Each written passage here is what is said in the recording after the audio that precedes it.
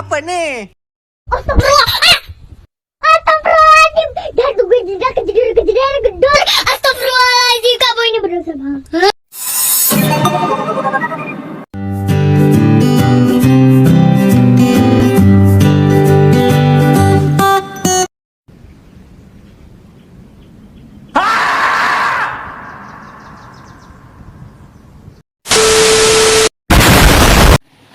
Assalamualaikum warahmatullahi wabarakatuh.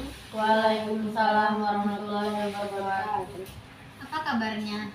Alhamdulillah baik. Sebelum kita mulai sesi konseling ini, sebaiknya kita berdoa terlebih dahulu.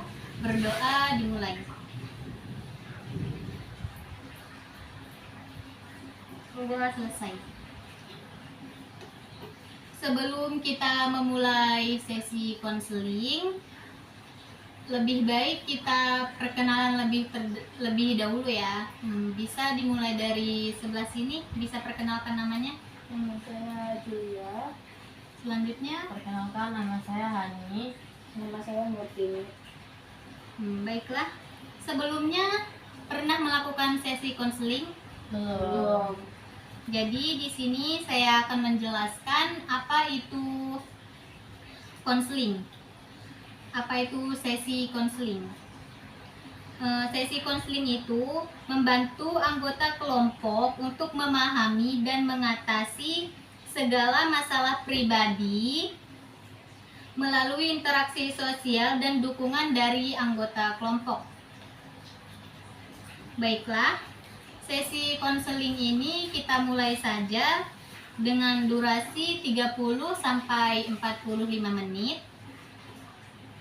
Sebelumnya, saya akan menjelaskan 3 asas konseling.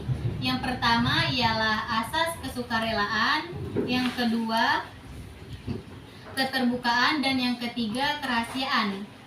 Asas yang paling utama itu asas kerahasiaan, di mana segala yang kalian ceritakan itu akan tersimpan dengan baik dan tidak akan terbongkar. Baik, bisa langsung saja kita ke sesi konseling. Mungkin bisa diceritakan terdahulu apa permasalahannya. Bisa dimulai? Oh iya, baik. Jadi saya tuh ini tadi tuh saya tuh suka males gitu dalam kalau mau kita tugas itu. Terus kalau malesnya itu dalam artian tergantung dosen gitu kak. Terus dosennya itu kan kadang kalau bawaannya dosen susah masuk gitu ya. Terus buat kita males juga gitu, dari tugas-tugas itu nggak pernah dikerjain gitu kak. Baik, bisa dilanjut. Kalau saya tuh ada masalah kayak ngantuk di kelas gitu. Saya tuh kalau di kelas kalau ada dosen selalu ngantuk, tapi kalau dosennya tuh udah keluar udah nggak ngantuk lagi, ngantuknya hilang. Baik, bisa dilanjut cerita permasalahan. Saya tuh suka dimanfaatin mbak, nggak tahu itu sama teman, nggak tahu itu sama cowok, sering banget. Baiklah, semuanya sudah menceritakan permasalahannya. Nah, di sini siapa ceritanya, permasalahannya yang mau kita bahas? Bisa mbak. Bisa diceritakan terdahulu apa permasalahannya?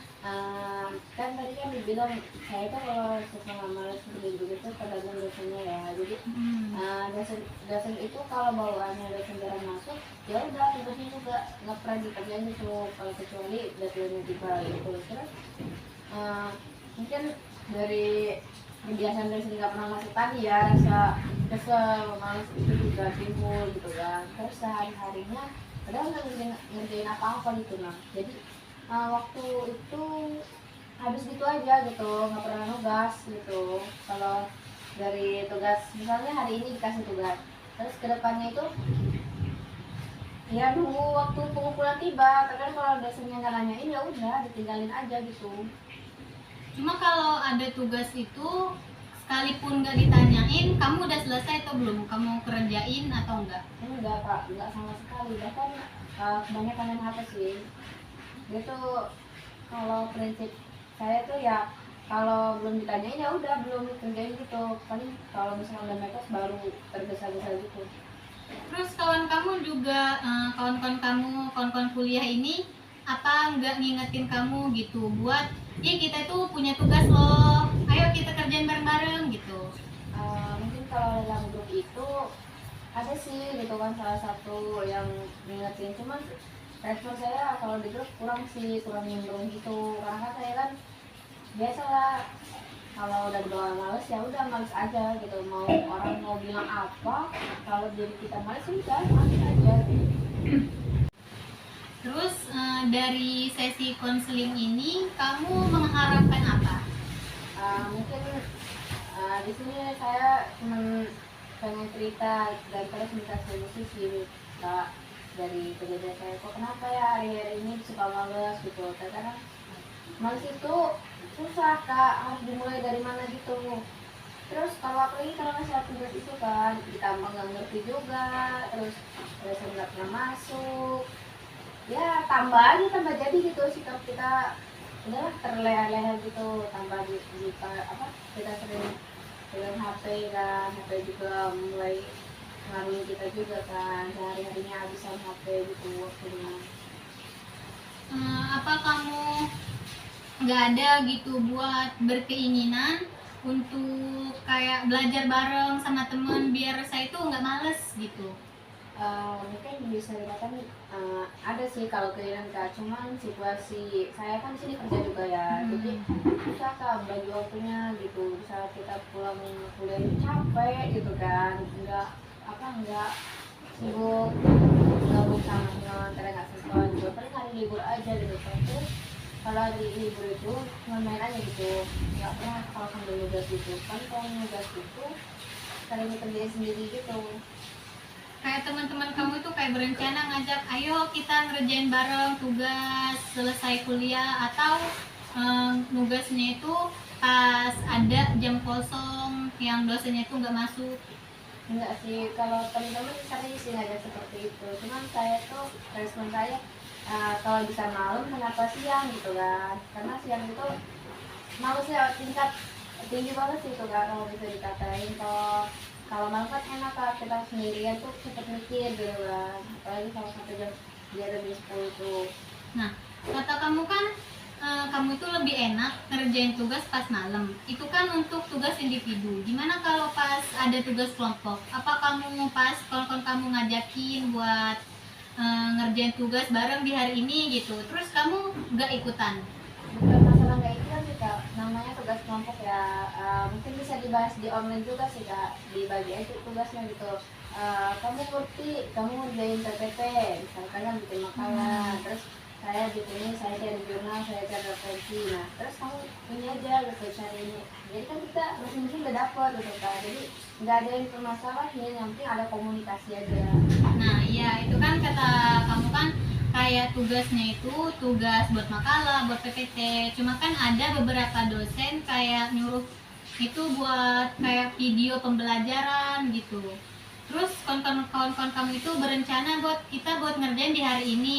Buat gimana caranya selesai di hari ini. Apa kamu nggak punya keinginan untuk ikut gabung gitu, atau kamu tetap males? Nah, kalau masalah buat video gitu ya insya Allah sih bisa kita berusahain gitu kan, cuman nggak setiap hari juga sih harus buat video gitu. Terkadang kita itu punya rencana tapi yang mau dikerjain itu gagal gitu, akibat kita nimbrung terus lama ngobrol, kadang-kadang waktu harus gitu aja, terus tugas ya terlantarkan gitu, nggak dikerjain gitu.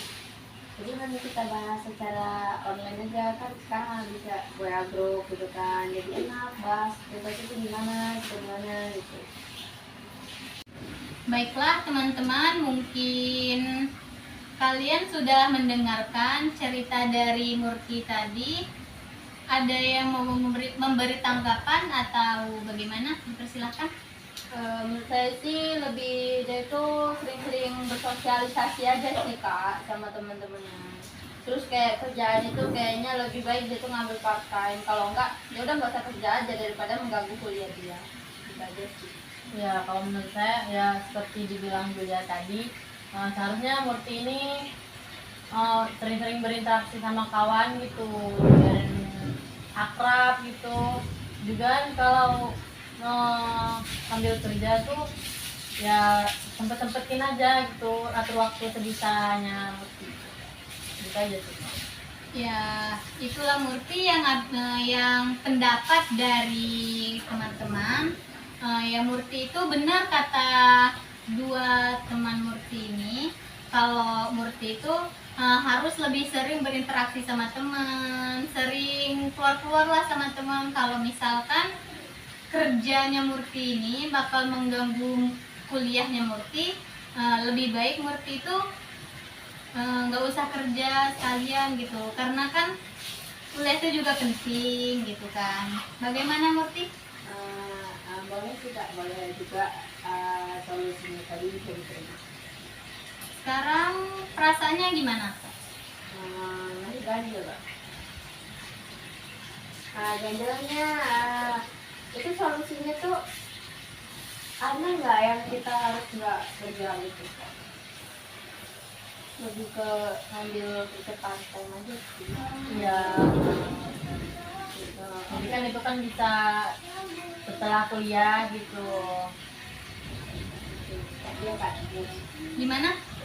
Udah lebih lega? Alhamdulillah udah ada solusi. Alhamdulillah. Mungkin itu saja sesi konseling kita. Kita akhiri. Wassalamualaikum warahmatullahi wabarakatuh.